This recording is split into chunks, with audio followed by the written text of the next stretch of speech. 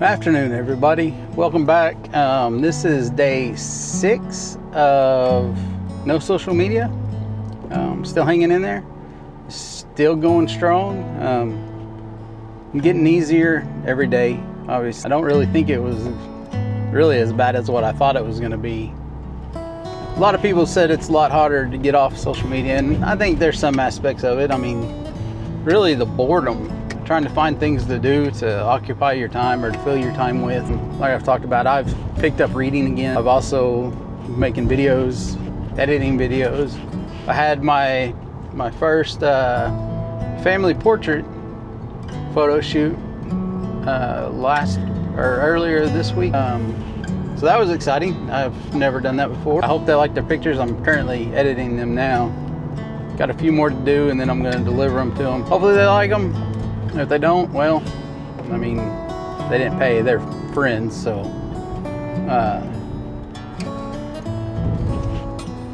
But I'm really trying hard. This is something that I'd like to do as like a side business. You know, I've been thinking a lot since this past church service. We had a guest pastor come in, Levi Lusco, and he was preaching about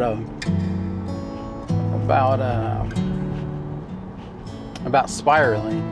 And I think we all have a tendency to spiral at some point in our life. And most of the time people think of spiraling as a downward spiral.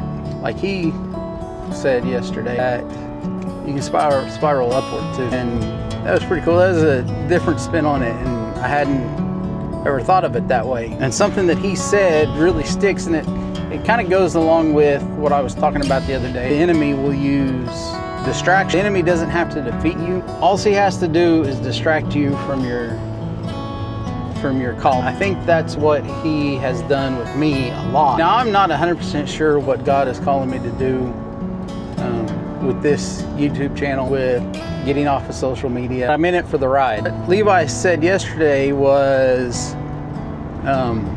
he was talking about the extra in our lives. You know, he mentioned in the 1950s, the average home that was being, or the size of the average home that was being built in the United States was like 900 something square feet.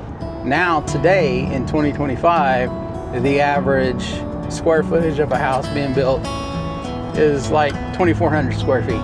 It's a huge difference. It's a lot of extra, just like he said. But that's what he was talking about, and that's where this little part of this message, or one thing the enemy does is just crowds our lives full of so many things. Deceitfulness of riches.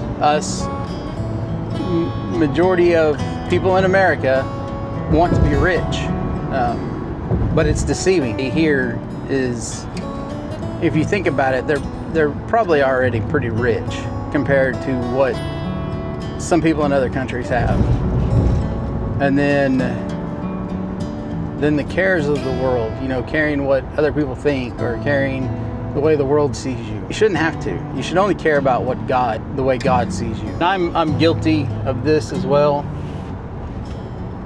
Not focusing on him and focusing on worldly views. Then he said, and the world and the desires for things of this world, cameras. I've agonized. I don't know how many times I've agonized over which camera to buy, when I have 4, 5, 6 cameras at home, plus one in my pocket every single day. That's more than enough. I've been distracted. Why does the enemy do this? Because he knows something we should know, that a crowded life is the enemy of a fruitful soul, and God wants your soul to be fruitful. So just think about that. I mean, all the enemy has to do to get you to give up on your God-given talent is distract you, or whisper things in your ear that, everybody's going to make fun of you, or you're never going to be good enough to do this or that. Just deceive you, trick you into thinking that that you're not going to succeed in it, and that you're going to fail, and that will cause you to not take the leap. Not take the leap of faith. So yeah, just something to think about. And I've thought about that, maybe not in those words, But as far as being tricked into looking back over my life, I mean, like I said, I've wanted to do this blog and YouTube since about 2020 is when I really wanted to start. 2019, 2020, somewhere around in there. So 5, 6 years, 7 years now, I've wanted to do this, and I didn't because I thought I was too busy. I thought I wasn't good enough. I thought nobody would want to watch because I really don't have anything to say, or nobody would watch because my life's boring. Well, you know what? It might be boring to some people. Yeah, I'm not traveling to exotic countries and going to beaches and parties, and I wouldn't want to do that if I had the money to do all that.